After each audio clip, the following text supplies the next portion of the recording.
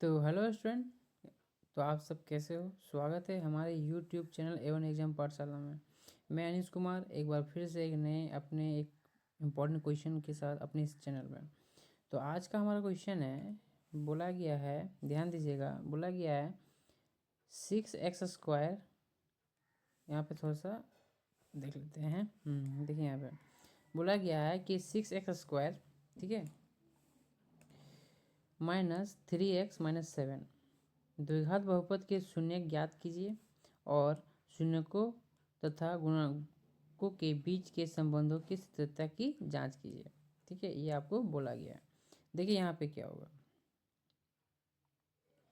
इसको हम कैसे करेंगे। क्वेश्चन में क्या बोला गया है, यहाँ एकदम बहुत ध्यान से देखिएगा। बोला गया सबसे पहले जो यहाँ द्विघात बहुपद मेरा दिया हुआ है उसका हमको क्या निकालना है, इसका शून्यक निकालना है। तो शून्यक कैसे निकलेगा, जब तक हम इसका क्या करेंगे, गुणनखंड नहीं करेंगे। अब हम जब उसका गुणनखंड कर देंगे तो देखिए आपको गुणनखंड करना आता है, तो गुणनखंड करने जब हम इसको कर देंगे तो मेरा 2 शून्यक प्राप्त होगा। सबसे पहला क्या आएगा हमारा 2x-3 और दूसरा क्या आएगा 2x-3 और इंटू क्या आएगा 3x+1। यहाँ तक क्लियर है। यहाँ तक आने के बाद अब हमें क्या करना है इसको समझते हैं। देखिए यहाँ पे अब हम क्या करेंगे, यहाँ पे करेंगे कि देखिए दोनों इक्वल टू हम क्या कर देंगे, यहाँ पे लिखना पड़ेगा px = 0। ठीक है, अब px का वैल्यू क्या निकला है भाई, px का वैल्यू हमारा निकला है ये, दिख रहा है ना। तो इतना इक्वल टू हम 0 लिख सकते हैं, ना। अब देखिए अब इसको हम कर दे रहे हैं अलग अलग, मतलब एक बार 0 के साथ लिख रहे हैं और एक बार इसके साथ लिख रहे हैं। ठीक है, अब इसमें से क्या आ जाएगा हमारा, आ जाएगा 2x-3 = 0। तो x निकालें तो क्या आ जाएगा 3/2 आएगा। और इसका अगर हम निकालते हैं तो 3x+1 = 0, तो x = क्या आ जाएगा -1/3। ये हमारा जो px का जो शून्यक है ये निकल गया, एक x = 3/2 और एक निकल गया x = -1/3। यहाँ तक निकल गया। अब हम बढ़ते हैं आगे।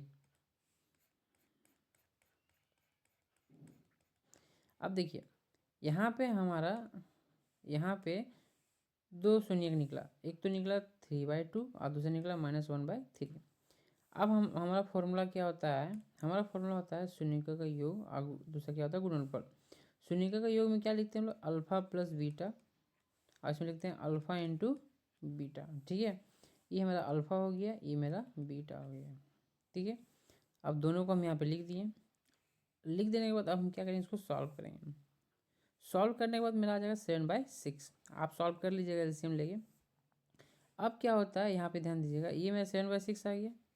जब ये मेरा 7/6 आ गया तो इसको हम कैसे लिख सकते हैं, इसको हम कैसे लिख सकते हैं, तो इसको लिख सकते हैं माइनस इंटू -7/6, क्या कि माइनस में क्या आएगा प्लस, ये चीज़ आ जाएगा।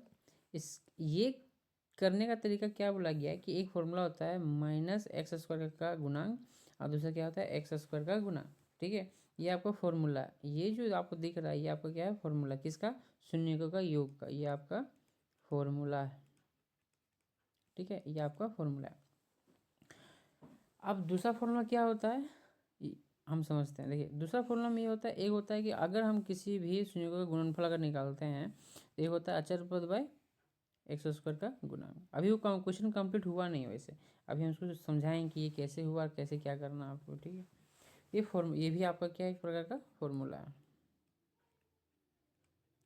तो ये आपको याद रखना पड़ेगा अगर हम इस तरह का शून्यकों को अगर हम फाइंड करते हैं तब। ठीक है, अब यहाँ ध्यान दीजिए, ये तो मेरा आ गया ना, यहाँ पे तो मेरा आ गया ये -7/6। देखिए यहाँ तो आ गया मेरा, मतलब कहने का मतलब क्या है, ये ऐसे यहाँ पे /6। ठीक है, अब हमें ये चेक करना है दोनों को निकालने के बाद कि ये जो मेरा क्वेश्चन में जो दिया था, क्वेश्चन में क्या दिया था, क्वेश्चन में दिया था कि ये मेरा सेटिस्फाई कर रहा है कि नहीं कर रहा है। मेरा ये जो क्वेश्चन है, अब ध्यान दीजिएगा, ये जो मेरा क्वेश्चन है यहाँ पे, ये मेरा सेटिस्फाई कर रहा है कि नहीं कर रहा है। मतलब जो भी मेरा वैल्यू आया, यहाँ ये भी बोला गया है सबसे पहले हमको शून्यकों का योग तो हम निकालेंगे, गुणनफल निकाल लेंगे।